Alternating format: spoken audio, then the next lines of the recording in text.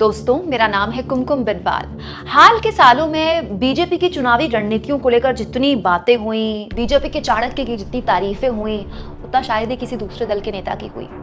लेकिन अगर मैं आपसे कहूं कि बीजेपी के चाणक्य इन दिनों शायद महाराष्ट्र में इतने बिजी हैं कि वो नहीं देख पा रहे जो सामने दीवार में लिखा हुआ है। दोस्तों, ये साल आने वाला यानी कि 2024 के चुनाव से पहले बीजेपी के लिए एक लिटमस टेस्ट है, क्योंकि इस साल 3 सबसे महत्वपूर्ण राज्य राजस्थान, छत्तीसगढ़ और मध्य प्रदेश तीनों में चुनाव है और बीजेपी किसी भी हाल में नहीं चाहती कि वो इन चुनावों की शर्मिंदगी लेकर 2024 के चुनाव में जाएं, क्योंकि ये 2019 का चुनाव नहीं है। 2019 से 2024 तक देश की परिस्थितियां बहुत बदल गई हैं।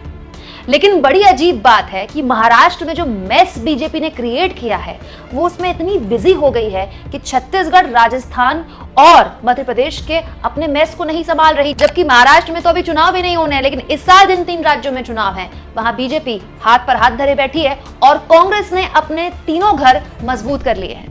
दोस्तों, कांग्रेस के खेमे से आज राजस्थान को लेकर बड़ी खबर आई कि आखिरकार कांग्रेस आलाकमान ने सचिन पायलट और अशोक गहलोत दोनों को मना लिया है और अब दोनों साथ में आकर चुनाव लड़ने को और बीजेपी को हराने कदम भरते हुए तैयार होकर आगे बढ़ गए हैं। इससे पहले छत्तीसगढ़ को लेकर भी अभी कुछ दिन पहले खबर आई थी, याद कीजिए, जब ठीक चुनाव से पहले कांग्रेस आलाकमान ने एक फैसला लिया टीएस सिंहदेव को डिप्टी सीएम बनाकर, जो पिछले 4 साल से लगातार नाराज थे और आखिरकार उनको एकोमोडेट कर दिया। इसके अलावा दोस्तों, मध्य प्रदेश से भी कांग्रेस खेमे से काफी सुकून देने वाली खबरें आ रही है, क्योंकि जो लड़ाई अमूमन कांग्रेस के अंदर मध्य प्रदेश में दिखती थी, सिंधिया गुट वर्सेस कमलनाथ गुट, वो इस बार नहीं दिखाई दे रही है।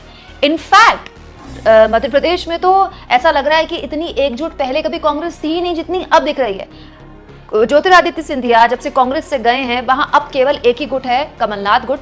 खुद दिग्विजय सिंह भी सार्वजनिक तौर पर पिछले कई महीनों से ये खुलकर कह रहे हैं कि कमलनाथ के नेतृत्व में हमारी पार्टी सत्ता में काबिज होने जा रही है। यानी कि चाहे मध्य प्रदेश हो, चाहे राजस्थान हो, चाहे छत्तीसगढ़ हो, या तो कांग्रेस अपने इन तीनों घर में जो भी दिक्कतें थी, जो भी गुटबाजियां थी, जो भी बड़े नेताओं के बीच की लड़ाइयां थी, उनको सॉर्ट आउट कर चुकी है या फिर उस दिशा में काफी हद तक काम कर चुकी है।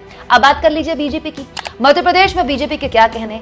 हालत यह है कि ज्योतिरादित्य सिंधिया जो अपने विधायकों को लेकर बीजेपी में आए थे, उनको बीजेपी के पूर्व विधायक अभी कुछ दिन पहले नामर्द कह गए। इसके अलावा जबरदस्त गुटबाजी की खबरें मध्य प्रदेश से आती रहती हैं। हालत ये हो गई थी कि अभी पिछले साल दिसंबर में गुजरात चुनाव में जो बीजेपी को सफलता मिली, खबरें ये तक तैरने लगी थी कि शिवराज सिंह चौहान को लेकर जो नाराजगी है, केंद्रीय नेतृत्व चाहता है कि गुजरात मॉडल यहां भी लागू कर दिया जाए, यानी कि सीएम सहित पूरी की पूरी कैबिनेट ही साफ हो जाएगी। हालांकि ये हुआ नहीं, लेकिन मध्य प्रदेश को लेकर भी अमूमन जिस तरह की खबरें आती हैं मनमुटाव की बड़े नेताओं के बीच, वो अच्छी नहीं है, क्योंकि यहाँ भी एक गुट नहीं है, चाहे शिवराज सिंह चौहान का गुट हो या फिर ज्योतिरादित्य सिंधिया का गुट हो, नरोत्तम मिश्रा का गुट हो। यहाँ तो बीजेपी के पास एक अनार 100 बीमार वाली दिक्कत है।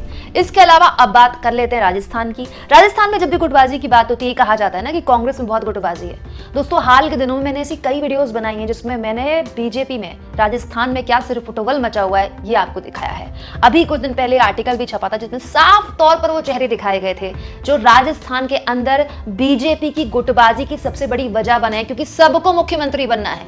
वसुंधरा राजे खुलकर अपने मुख्यमंत्री की दावेदारी बार बार पेश करती रही हैं, जबकि वो खुद जानती हैं कि वो केंद्रीय नेतृत्व की कभी भी बहुत फेवरेट नहीं रही। तो राजस्थान को लेकर बीजेपी की क्या स्ट्रैटेजी है, छत्तीसगढ़ को लेकर बीजेपी किस तरह की स्ट्रैटेजी बना रही है और मध्य प्रदेश को लेकर वो किस सोच के साथ आगे बढ़ रही है, उससे अभी कुछ नहीं पता।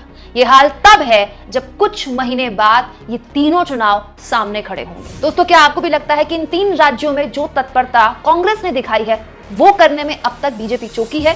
कमेंट बॉक्स में जरूर लिखें।